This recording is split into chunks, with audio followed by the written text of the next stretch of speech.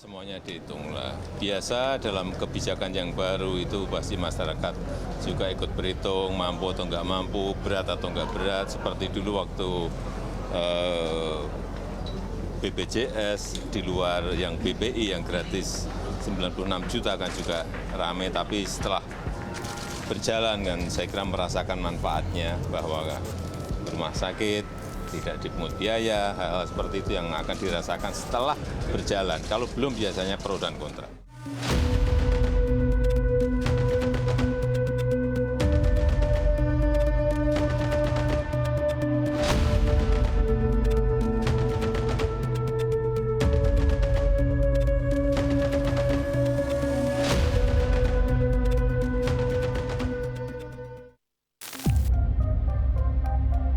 Baru selesai polemik kenaikan uang kuliah tunggal di perguruan tinggi, masyarakat kembali dibuat resah dengan kebijakan pungutan tabungan perumahan rakyat sesuai dengan PP 21 tahun 2024.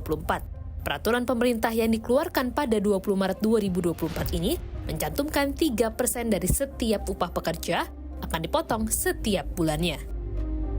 Peserta wajib tapera tak hanya ASN, tapi mencakup TNI Polri, BUMN, pekerja swasta dan mandiri yang menerima gaji atau upah paling sedikit sebesar upah minimum.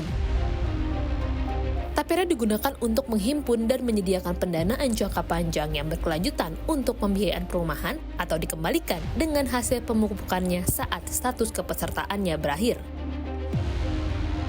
Aturan ini sontak menimbulkan pro kontra di masyarakat. Dalam unggahan terkait tapera ini banyak sekali protes, pertanyaan maupun jokes bernada satir terkait tapera dari netizen. Saya akan bacakan beberapa contohnya. Oki Madasari misalnya menulis, kok bisa ya di luar pajak negara bikin kebijakan untuk ngurusi gajinya orang buat dipakai apa tanpa nanya yang punya gaji lebih dulu. Lalu ada komika Soleh Solihun yang juga sempat membuat skema perhitungan begitu. Kalau gaji 10 juta per bulan dipotong tapera 3%, 300.000 per bulan, 1 tahun 3,6 juta. Jadi 100 tahun menabung akhirnya bisa deh dapat rumah yang harganya 360 juta. Ngitungnya gitu nggak sih? Pertanyaan dia. Lalu ada penulis dan penyanyi Firsa Besari yang juga bertanya begitu, gaji dipotong untuk beli tabungan rumah, orang Gen Z aja pada nggak mau beli rumah, ini katanya dia. Lalu ada salah satu netizen juga, @imregani itu menulis, kesimpulan setelah ngebahas PP Tapera dengan Google Gemini, pindah ke luar negeri atau ganti kewarganegaraan aja. Bahkan di media sosial lain, ada yang sempat memplesetkan singkatan Tapera menjadi tabungan untuk keperluan akhirat. Ya, selain netizen pemirsa, Serikat Buruh juga memprotes kebijakan Tapera ini dan berencana menggelar aksi unjuk rasa untuk memprotes kebijakan Tapera yang dianggap memberatkan para buruh. Lalu juga parlemen berencana memanggil pemerintah untuk mendapatkan penjelasan terkait skema dan manfaat dari Tapera.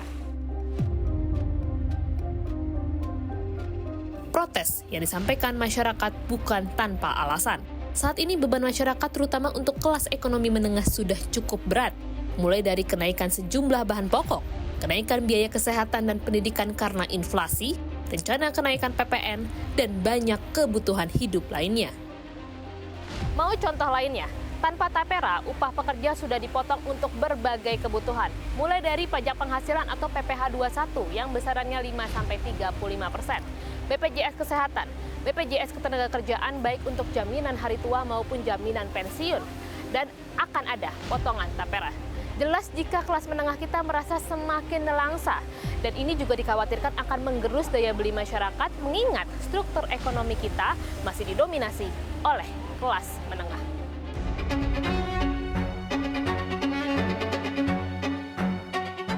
Dikutip dari website BP Tapera, pemanfaatan dana Tapera bagi masyarakat berpenghasilan rendah dan memenuhi syarat kelayakan berhak mendapatkan manfaat pembiayaan perumahan berupa kredit renovasi rumah, kredit bangun rumah, serta akses pada kredit pemilikan rumah dengan tenor panjang hingga 30 tahun dan suku bunga tetap di bawah suku bunga pasar.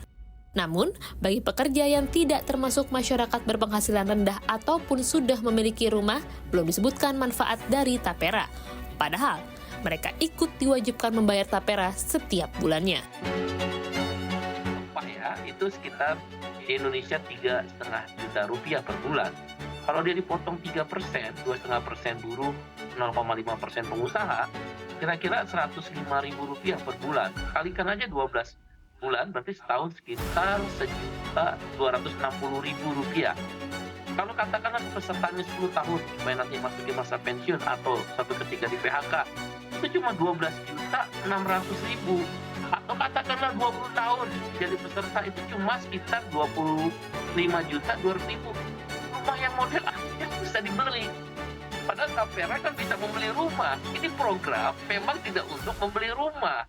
Entah apa yang sedang dipikir oleh pemerintah dan DPR ya. Tambahan potongan Tapera memperkecil uang yang dibawa pulang oleh pekerja.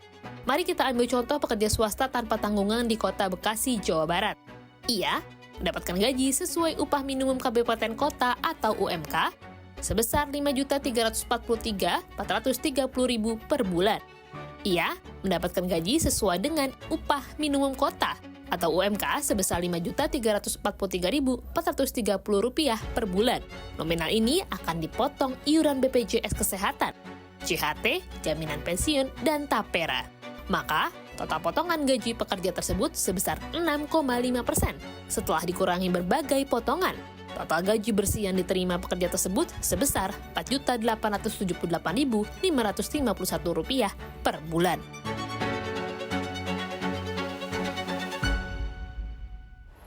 Pemirsa, berkurangnya penghasilan bersih yang bisa dibawa pulang oleh pekerja tentu akan sangat berpengaruh pada kondisi keuangan dan daya beli masyarakat, terutama pada kelas menengah yang sekali lagi harus kembali memutar otak untuk merencanakan kondisi keuangan mereka sebaik-baiknya di tengah kebutuhan yang tidak berkurang tapi justru bertambah. Dari Jakarta, Mira Rahmalia, Terry Fastiba, Tim Liputan CNBC. Siapa berani memakai uang pajak dari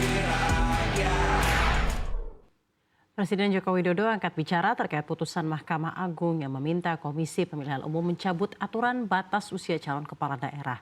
Jokowi pun mengaku baru mengetahui informasi tersebut saat kunjungan kerja di Lubuk Linggau, Sumatera Selatan Kamis kemarin.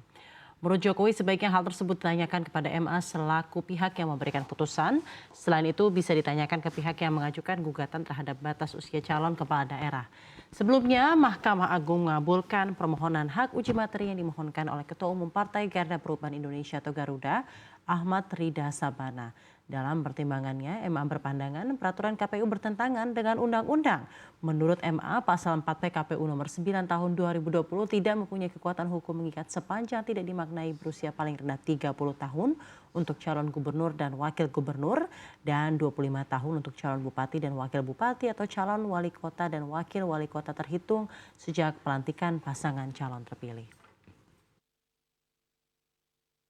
Pak, tadi MA sudah memberikan putusan untuk mencabut batas usia kepala daerah, Pak. Ada tanggapan soal ini, Pak?